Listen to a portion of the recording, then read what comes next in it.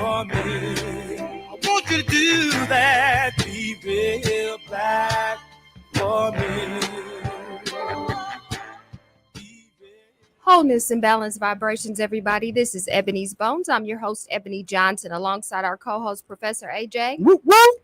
And today we decided to talk about Juneteenth and also Black Pride associated within that topic.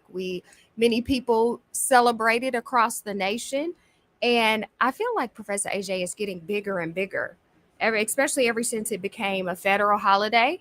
Yeah. That more and more people are recognizing and doing their best to uh, to acknowledge and start to have conversations as well. Yeah. I like the awareness that happens. That's been happening with Juneteenth. Um, you know, I appreciate the awareness. I still think that Black people, like especially Black Americans, I think that I wish we celebrated that holiday with the same vigor that we do with July 4th. Well, I I don't think think that that is we're there something yet. that's coming. No, but I think that it's something that's coming into its own, because I mean, some years back, I didn't hardly know anybody who was talking about Juneteenth. So now, the more and more that it's getting discussed and people are having conversations about our own celebrations and having our own recognition, it's one of those things that I think that just grows. We've had a tradition of following the American rules and certain American holidays that leave other folks within America out. And so it's not going to be as big, obviously, as the 4th of July, because that involves a lot more people and that's been celebrated for a lot longer. But I am glad to see the progress and the celebration that people have within for Juneteenth now. And I would like for you to, I know that people are being educated about it, et cetera, but I'd like for you to give us a brief history lesson on June 19th. And for people who are listening who are saying, honestly, sometimes people are ashamed to tell people they don't know what the big significance is or what it is. Can you share? Yeah.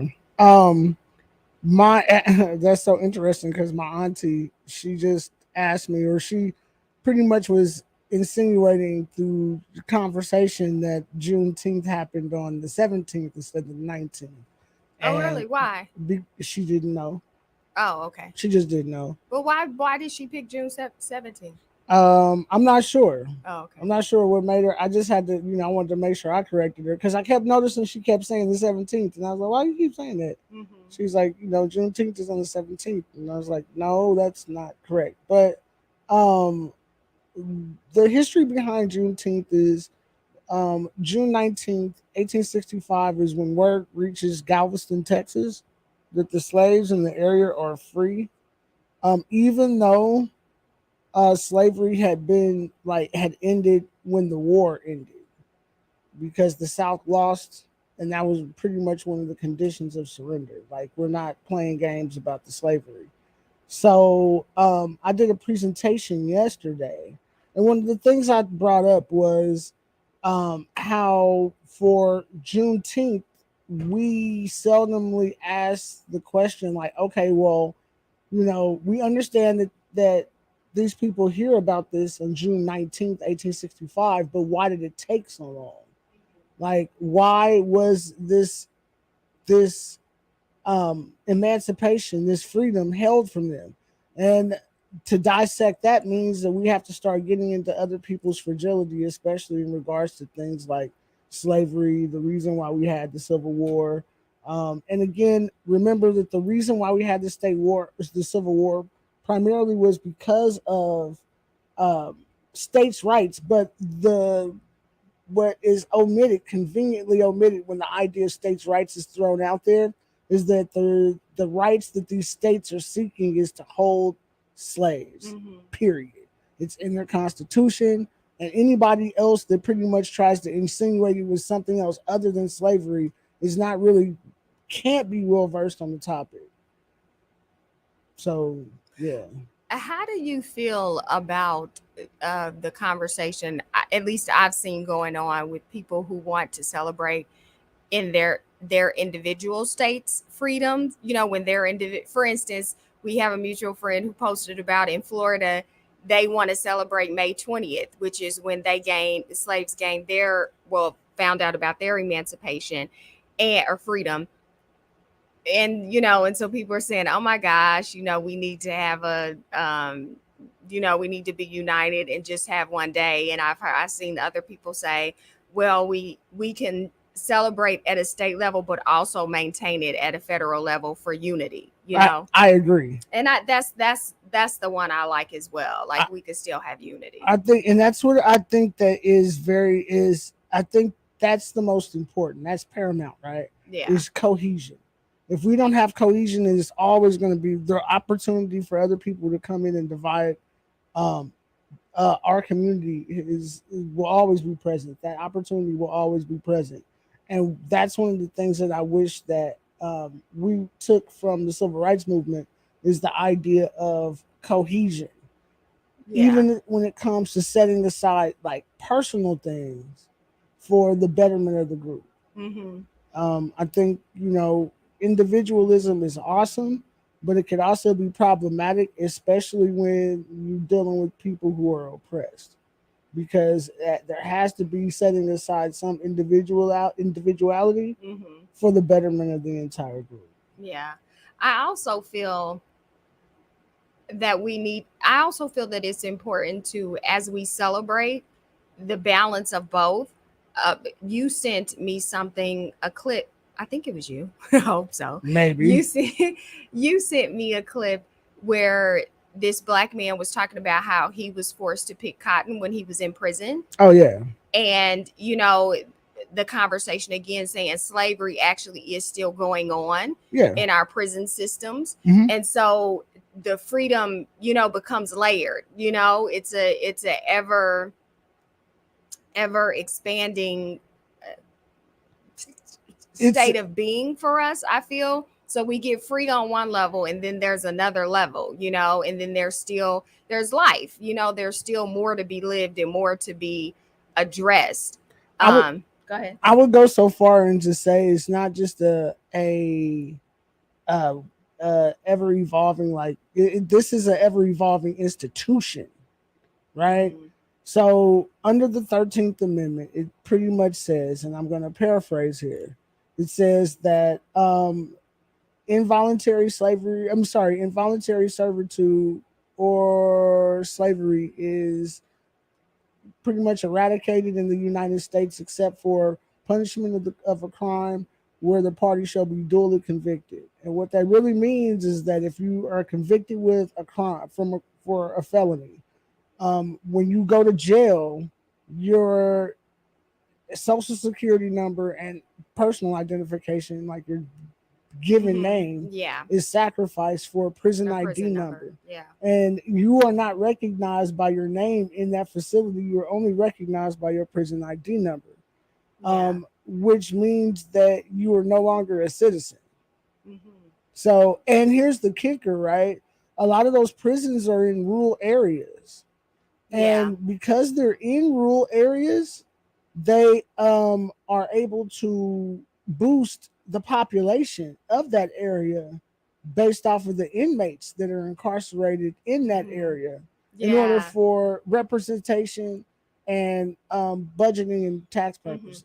So they still get the benefit of representation, even though those prisoners are not considered citizens and don't get the benefit of being counted as a representative. Absolutely. As somebody to be represented. Absolutely. So you might have a prison population that has 20,000 people and a rural population that might only have 15,000 people. Well, that 20,000 population, and I'm just throwing out a number, but that population of that of those incarcerated inmates, right, that will go to the population of the city, so or to the rural town.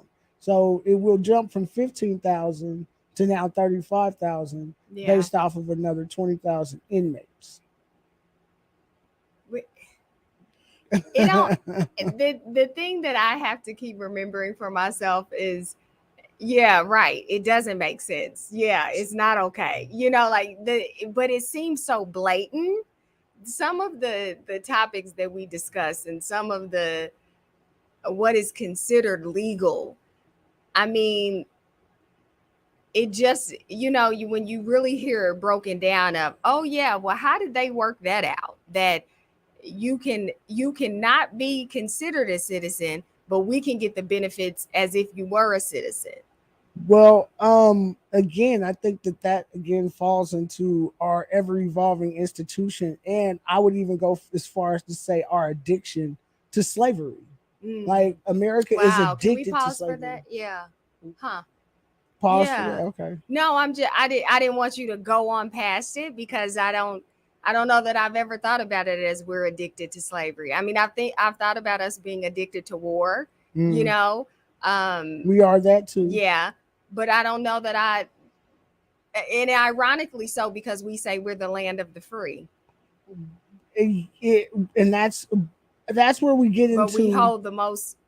That's where you have to start dissecting the experience of the American experience and start to recognize that it can't be the same for everybody. Yeah. Because freedom in itself for white Anglo Saxons, for white English people who are descendants of England, there was no English slavery. There was no English slaves in the Yeah. colonies. There were indentured servitude, Yeah. but by 18, oh, excuse me, by 1677, that changes, right? By Bacon's Rebellion, 1676, 1677, by that changes. You start to see an evolution when it comes to indentured servitude and evolution when it comes to slavery, Mm-hmm. right? And then things start to change, and the United States itself has an inability to get rid of slavery when it had the opportunity at the best time, Yeah. which is during the creation of the Constitution.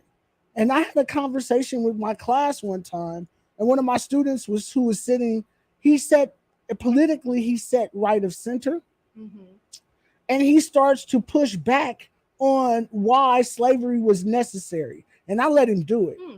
I started letting him do it, and he started to realize everybody in the class was looking at him with a sickening face. Did he mean chattel slavery? I Or mean, was he well, saying slavery in the sense of, like you're saying, I mean, I'm not saying that either one is good, is better, but did he mean chattel slavery? well, that's what America was practicing. Yeah. We're talking about slavery in the United States, like, and that's how when we got to the Constitution, to like the revolutionary period, and then the constitutional period when the United States goes to creates its federal constitution. We discussed in there how there was an opportunity for these people to go a different way. They could have said, did what some of those northern states did, like New York, and say, you know what, we're going to practice this for 20 more years and then we're done with this. Mm-hmm. Period. We're finished. 20 years and that's done. Right? And what that would have done is it would have had a lot of black people now vested in the success of the United States, instead of being upset and bitter by Rebelling. it, because it was Yeah. used, it was pretty much the success was gained based off of our blood, sweat, and tears. Yeah. So, and I let him go. And it was probably about mid sentence. He had been going for like 2 minutes, and I had stopped talking, and I started surveying the room, and I could tell everybody was getting disgusted by his answers, because the question was, the opportunity here is to end slavery. What could that have done for the United States? And he was saying that it would have been harmful. And like I said, For economic reasons. oh man, about 2 minutes in, he stops and he was like, I sound horrible, don't I? I said, hey, I was going to let you go. I was going to let you do it. Right. But I'm glad that you caught on to how you Yeah. sound as you're defending slavery There's for nothing- the interests of the United States. There's nothing better than self-realization. Right. It's I think one of the things, let me say, that I am happy about is there is more light being shed on what is going on in our prisons. And the inhumane treatment. I saw, you might know the name of it, Professor AJ. There's a documentary coming up.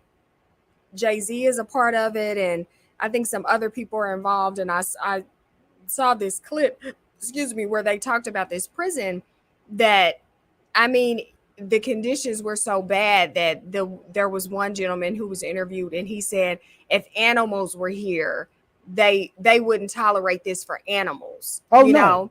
know, but they allow these inhumane conditions because, to me, well, there are a couple of things that, you know, Speak on it. that no, I'm just saying there are a couple of things that I could, you know, that I can't understand.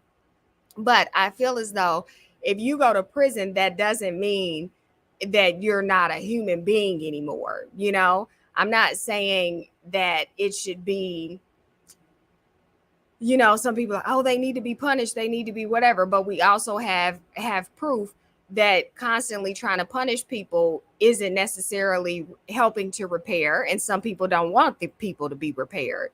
But I am glad that there are more documentaries that are coming out about what is going on in many of our prison systems, which is, heck, which is still chattel slavery. But again, this is, again, we need to dissect what you said.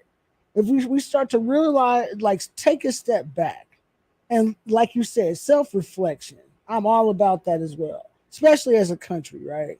Because what you're saying right there is exactly the answer. Slavery and prisoners have been synonymous in the United States. They've been the same thing in the United States since 1865, right? And here's the crazy part, right? If you start looking, and again, this is another thing that we discussed in my class a lot in the US 121 class I used to teach, which is the back half, like after the Civil War and Reconstruction, going into the 20th century. Because during the Reconstruction period, African Americans were elected officials, right? Holding offices in the United States Senate and governors and United States representatives, right? People who were considered distinguished gentlemen, and then something happens. And then those black people are now viewed and vilified as criminals going into the 21st century. I mean, to the 20th century. What happened? The narrative started to change. You have things like the Birth of a Nation movie that popped off in the early 1910s that pretty much gave an inaccurate depiction of Reconstruction to people who largely were romanticizing about America, period. It was an uncontested romanticizing of American history, to the point to where movies like Birth of a Nation were able to get traction and viewed as real history, even though they depicted racism. And if you've never seen Birth of the Nation, I would highly encourage you. It's a 2.5 hour silent film, but the movie is all about how the Ku Klux Klan saves the United States. And if you could think of that in context of January 6th, now you're starting to get somewhere in the United States experience. And with that, if you've just joined us, I'm your host, Ebony Johnson, alongside our co-host, Professor AJ, and we are talking about Juneteenth and Black Pride within that context. Feel free to give us a call, 816-931-5534, 816-931-5534, and we'll be back on the other side.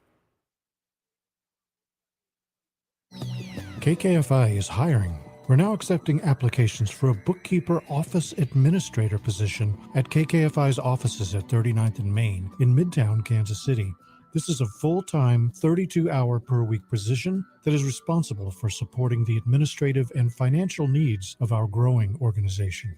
For more details, including required skills and how to apply, please go online to kkfi.org/jobs. Let's explore, let's question, let's decolonize together on Ebony's Bones. Tune in every Wednesday from 6 p.m. to 7 p.m. on 90.1 FM, KKFI, Kansas City Community Radio.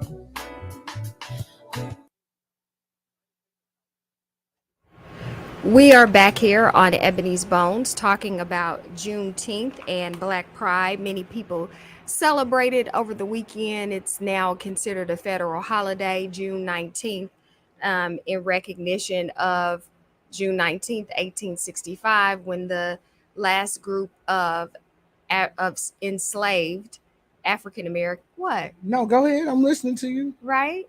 I'm saying it Do right. you? What? Go ahead. Go ahead. No, No, go ahead. Okay, keep it. Oh, I don't want to now because you're looking at me as if I'm doing a bad history. I didn't say that you were doing a bad Or history. inaccurate or not sufficient, whatever you want to call it. I just wanted to hear your explanation of it. Go ahead. Oh. Um Stop laughing. Any rate, I'm getting a little delirious. Now- I'm a little heated. But not at Professor AJ, y'all. But at any rate, just talking about just us how news spread. It did take a while. You know, there's commentary and conversations about which day we ought to celebrate and why that one. I think that it represents wholeness and unity. And it was the day that all of us knew at the same, essentially, I would say at the same time, at least from what we know from history. And what? No, go ahead. I feel as though I'm just trying to give deference. I feel as though it's something that sometimes we cannot pay that much attention to because you only know what you know, and then when you know more, and so it changes our perspective when we know more. And I will say, through this show, I've learned a lot more than what I recall learning in school. And so I feel as though these celebrations, and then even us awakening to ourselves and still having a sense of pride, because something that I will say I feel is important is to acknowledge even just our culture of, with James Brown, I say it loud, I'm Black and I'm proud, because there is something to be said about empowering ourselves to see ourselves differently and not to give our power over to what somebody else thinks of us and how they view who we are. And I was also seeing another part of a conversation where somebody referred to the white people at the time of chattel slavery, well, at that aspect of chattel slavery, as masters. And another person said, please don't call them masters, call them enslavers, because they are not our masters. And it's sometimes conversations that even a holiday such as Juneteenth spark, and that sparked even that conversation, because even me reading that commentary even changed my view. It's something to be distinct, to say, no, don't call them masters. They're not masters over us. They were enslavers. See, and another thing, as now that you mentioned federal holiday, this is something that I want to address too. And the reason why I say that I wish that we, as not just Black people, but as a country, would respect Juneteenth like we respect July 4th. If America expects to live up to its creed as far as being the home of the free and land of the brave and all of that. Land of the free, home of the brave. All of that, right? All of that. And if July 4th is about independence and liberty, then Juneteenth is the same, should be about the same thing. And it should be respected and celebrated by everybody like that. And I will say this: if the company or corporation that you work for doesn't recognize that, they are saying something without saying something. Yeah. I know a friend who used it, who has a floating holiday, and so used it as a floating holiday for himself. Now some people are having unlimited PTO and doing all sorts of things with holidays. But at the same time, I do know what you mean, like the significance of recognizing, because everybody, well, not everybody, but a good amount of people are off for the 4th of July. and it's expected, that there's the hours, even for the stores that do stay open all year long, it's expected that hours are going to change even if they are open. And I mean, I think that people might be can consider, hey, if you work at an organization and they have human resources, or human resources department or person, or even if you work in a smaller company and you can talk to the CEO about the significance of observing that day, especially as an African American, and even if you're not African American, the solidarity of observing that day as well, because sometimes we talk about slavery as if it's just, in some regards, the liberty, or the certain aspects are just on Black people, but there are benefits to white people for the end of chattel slavery as we knew it at that time as well. What were those benefits? I'm just saying from a human standpoint. Okay, I'm saying that from, if I do everything within my power to try and keep you down, it is also negatively affecting me. Well, even if I think it's not, it is, because I have to be in a certain state of mind, in a state of being, to be able to do that, and that's a sickness. Well, I think here's the thing, right? And I think if we start looking at the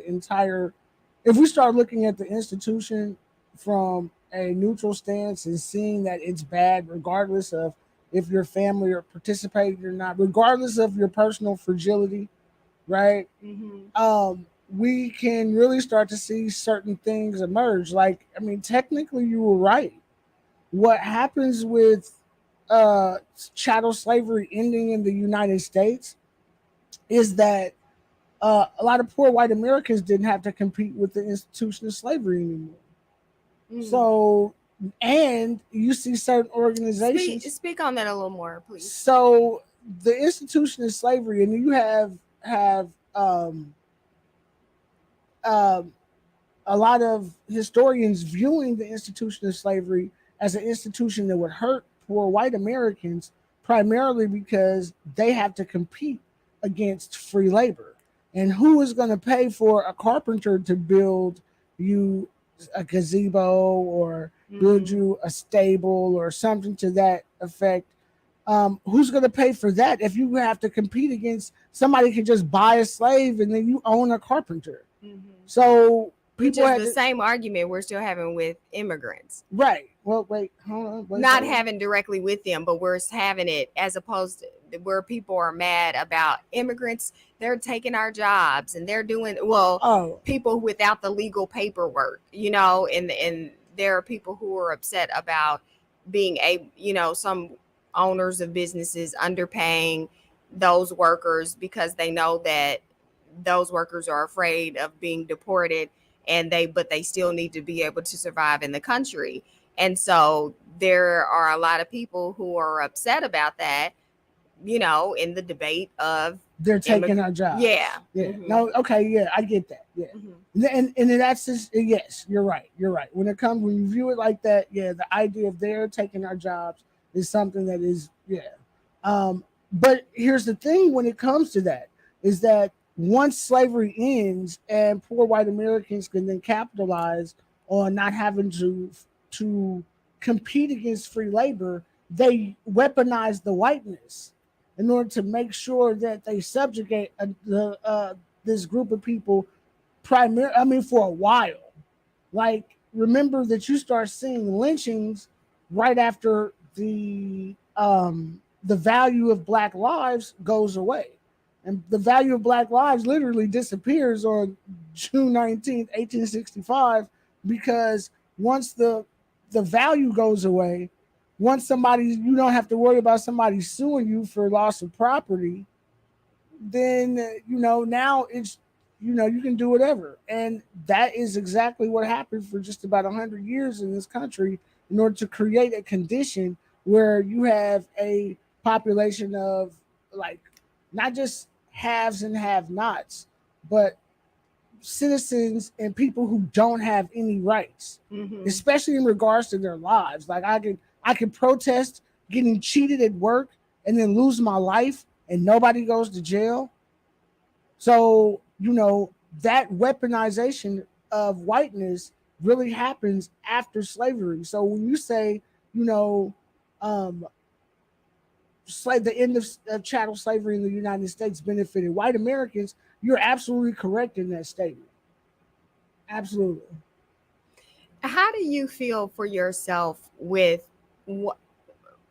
what was your own personal liberation in the story of American as an African American and especially as a historian?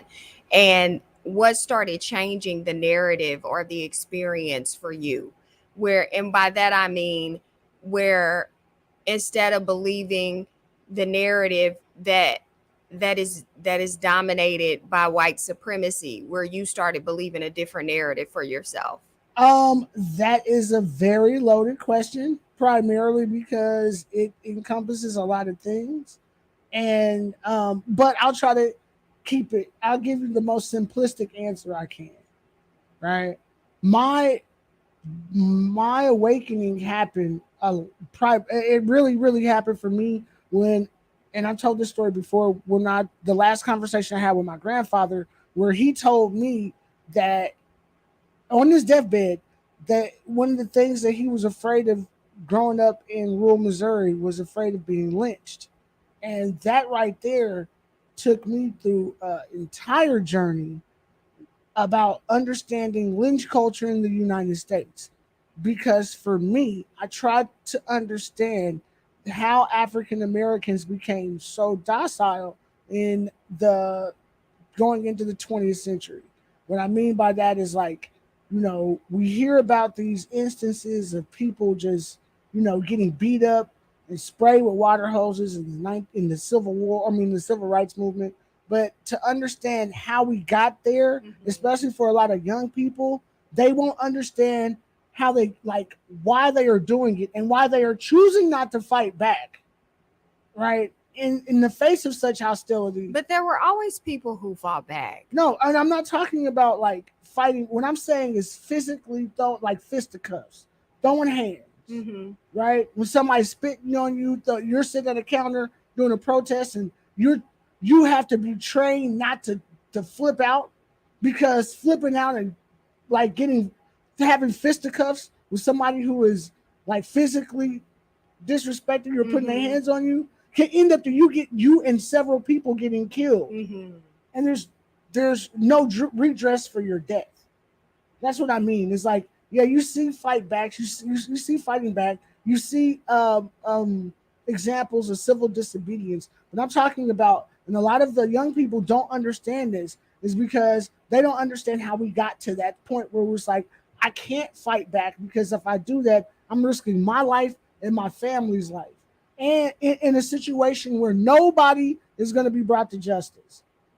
And that right there was a pivotal point for me to understand how serious and impactful lynching was to the United States, to the American experience, both black and white.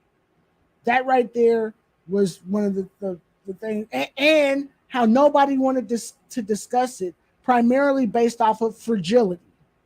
Say, well, we don't want to discuss it because certain people are going to get upset, or we don't want to discuss this. This is a charged topic, and people won't be able to handle this.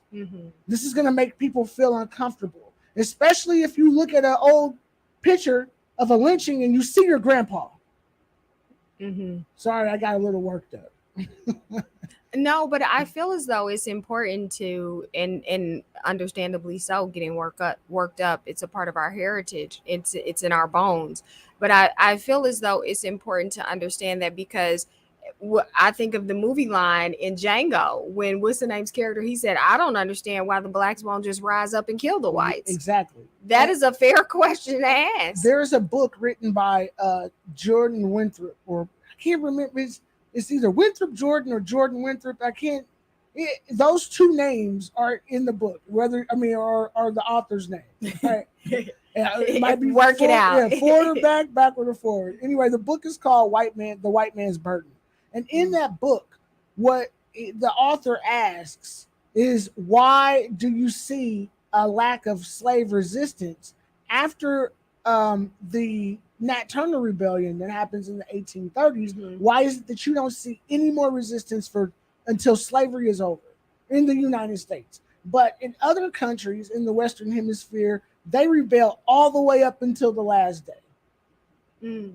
So when we have to ask that question, because it was it was very dangerous and went on for way longer in Brazil than it did in the United States, and they had worse conditions.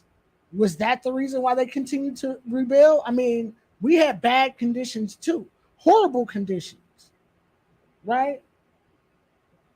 So that's as you're talking, question. I'm sitting here just reflecting even more on seeing, I have a low tolerance level for certain visuals, and I think Black people need to get over that. No, I'm saying for me, Jen, even it doesn't even have to be slavery. It's certain things that I have a low I can't stomach certain things. I'm just extremely sensitive, but not to the point where I don't understand the importance of being aware of certain of aspects. And I'm sitting here listening to you, and I am thinking about, if I were watching somebody being lynched that looked like me, then it would influence my fear and say, oh, well, I don't want to be like him or her, or I don't want to have that experience, or I don't want one of my family members to have that experience. So then maybe it's better for me to just do what I'm told and remain a slave, even though everything in me is fighting for freedom. It's safer for me, for my physical body or my family's physical bodies to remain in line with what, what these enslavers are telling me to do, because I don't want to be lynched. Well, understand this. Lynching itself doesn't become like a real thing, a real practice for real, until after slavery is over. Primarily because African American lives had literal money associated with it. So the idea of I'm glad that you said that, because for the oxymoron of people attempting to make us believe that we're worth nothing, but you put all this value on slaves. Not only that, but you want us to psychologically think we're worth nothing, but we are actually bread and butter in this economy. Not only that, when you start to see Pan-African movements like what happens with Marcus Garvey, right, and his Back to Africa movement, where he was trying to get Black people to go back to Africa, you see a conscious sabotaging of that movement by the federal government, i.e. the FBI. Yeah. So when the Black people did try to leave, as was normally thrown out in a lot as in response to anything that go back to Africa, that people say about when you bring up any ills or pathologies about the United States, people used to still throw out go back to Africa when that was tried. It was sabotaged by the United States. So I want to say this, that slavery itself pretty much insulated African American lives from being killed, but it did not insulate our families, right? So people weren't getting really lynched until the value of that life had diminished to nothing. And the truth is there was still value. Caller, hold on for us. We're going to take our last station break. If you've just joined us, this is Ebony's Bones. I'm your host, Ebony Johnson, alongside our co-host, Professor AJ, and we are talking about Juneteenth and Black Pride. And on the other side, we'll take your call, so stay on. And if you want to call in and talk about the subject, 816-931-5534, 816-931-5534, and we'll be back after this. KKFI is hiring. We're now accepting applications for a bookkeeper office administrator position at KKFI's offices at 39th and Main in Midtown, Kansas City. This is a full-time, 32 hours per week position that is responsible for supporting the administrative and financial needs of our growing organization. For more details, including required skills and how to apply, please go online to kkfi.org/jobs.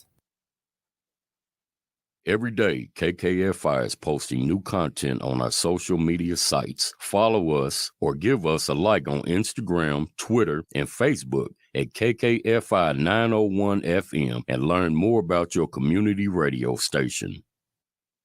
We are back here on Ebony's Bones, and we do have a caller. Caller, you are on the air. Go ahead with your name and where you're calling from, your question or comment.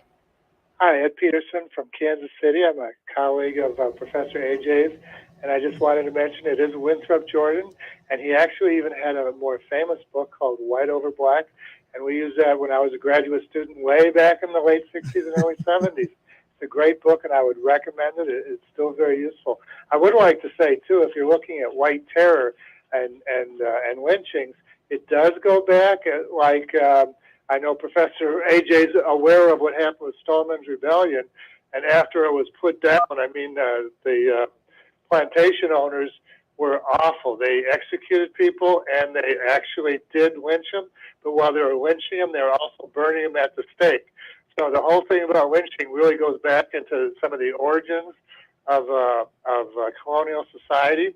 And I would also like to say in New York, right after Stallman's Rebellion in the Carolinas, they were awful. But if you look at Stallman's Rebellion, they actually cut people's heads off, just like way back in the Roman days, and they put them on pikes to try to prevent any more slave rebellions.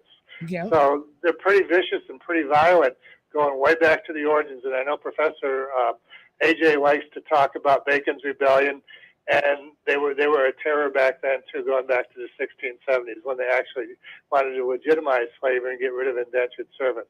But that's all I wanted to say, just to enhance that just a little bit. Thank you so much, Ed. I will call you when I get finished. Okay. You take care, everybody. Talk to you later. Bye-bye. Thank you, sir.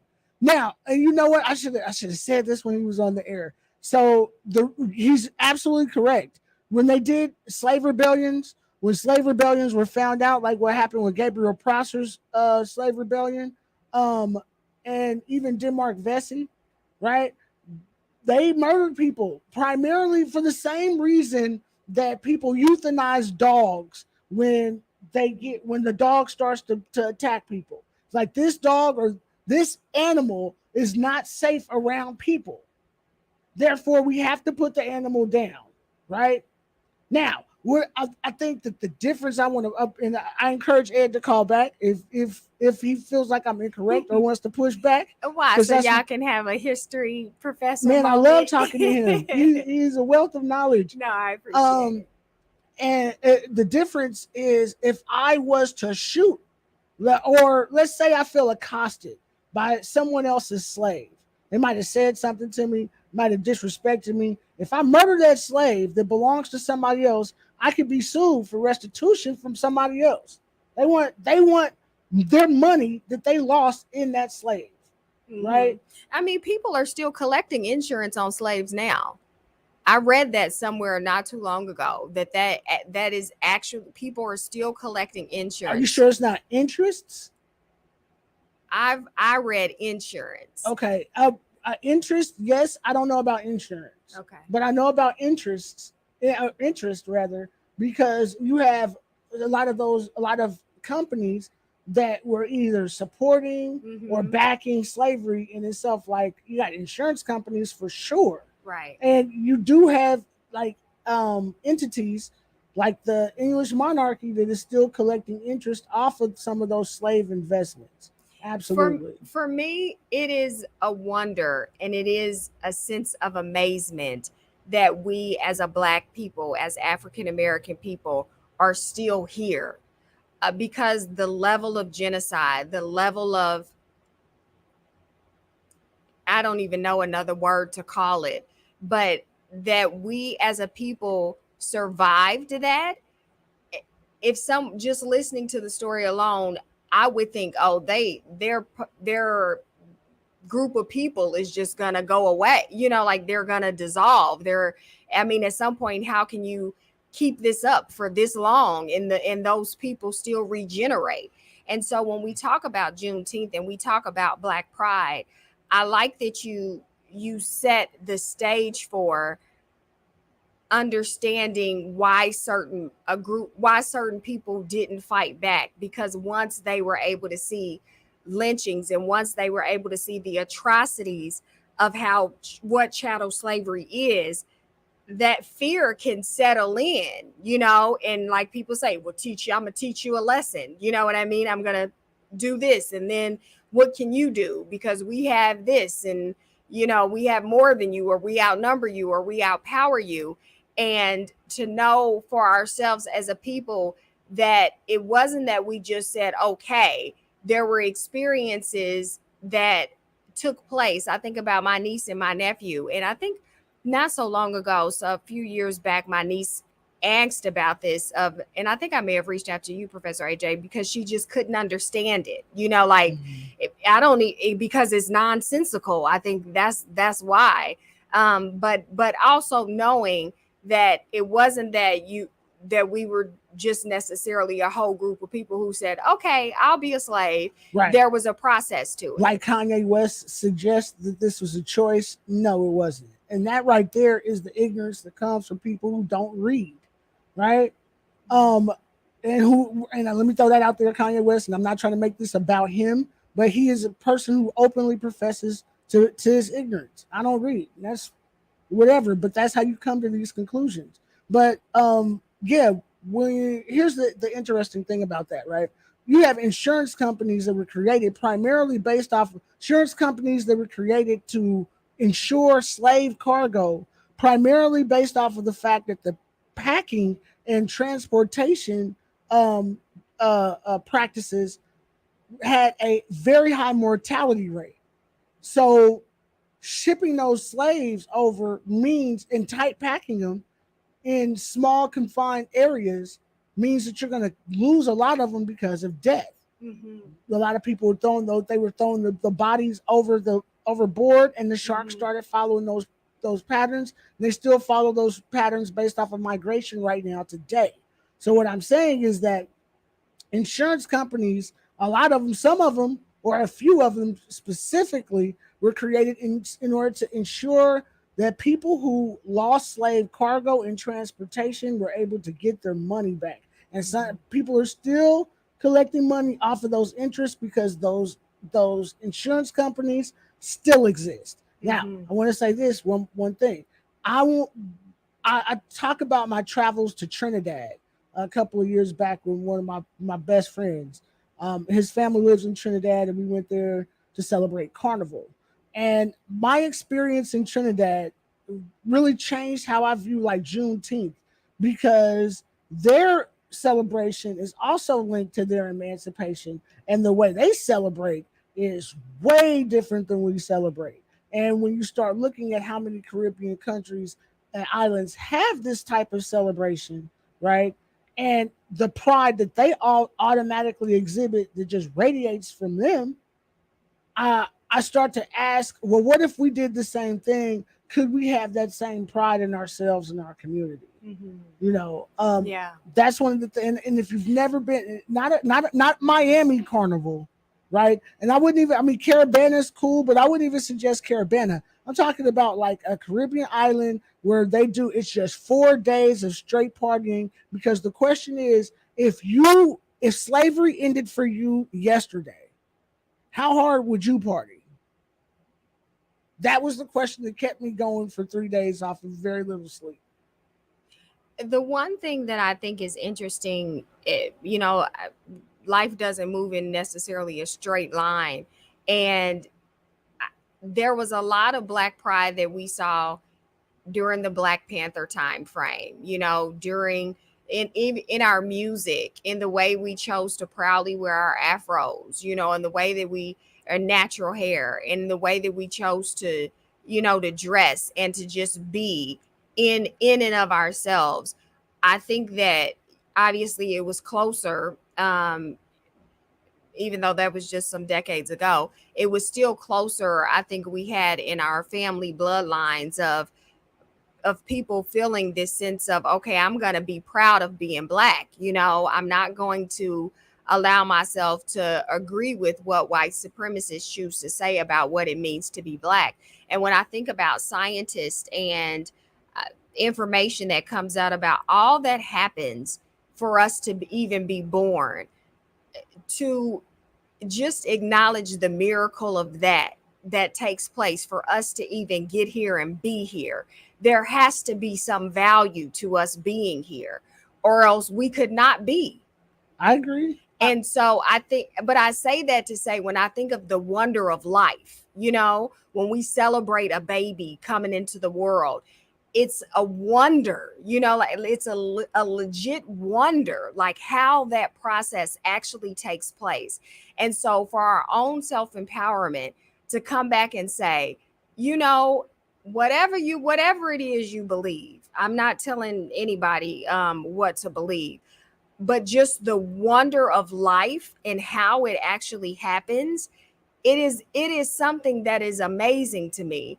And on my lowest moments, when I'm able to look up a little bit more and realize, well, there must be some value to me being here, because for all of that to transpire and to take place, for me to have a functioning, living, breathing body that keeps evolving and developing, and I don't actually know how this is happening. I don't know how we move from a baby to an adult, and our bodies just keep transforming. We just keep growing and our cells change. And it's so much science that is so amazing to me that it becomes our birthright to know our own self-worth. And that's how I feel about Juneteenth, and being able to acknowledge and celebrate liberty, but at the same time understanding, as you said, in a way, having compassion for people for our ancestors who were enslaved, and not necessarily looking at them as, oh, you just let yourself get enslaved, but understanding that process of fear, that they went through. And understanding that these people had to do what they had to do to survive. Yeah. That had to be broken down to me when I was in grad school, because I was very radical in undergrad and graduate school. And especially when I was going through understanding lynching and understanding slave rebellions, and the reason why you see people back down voluntarily is because, like one of my professors, and he's still a mentor, Dr. Jackson, he said people did what they had to do to survive. Yeah. And, and their survival is the reason why I'm here. I just wish that we could have some type of cohesion, because even when we start to see those things in the past, we still see pushback from our people. So I wish that we came together for some type of cohesion. And I think we're doing it. I want to acknowledge our friend Dr. Bruce Strobel online. He said, do you think it's fair to compare current incarceration based involuntary servitude to pre-emancipation chattel slavery? I wasn't necessarily trying to compare it as much as saying that it's still understanding certain abominable conditions that are still happening. And then he also says life finds a way, which I love. So I want to end on that. Life does find a way, doesn't it? Thanks so much for tuning in. We appreciate y'all. Please stay tuned for Halu, and then later the classical challenge. Take care, everybody.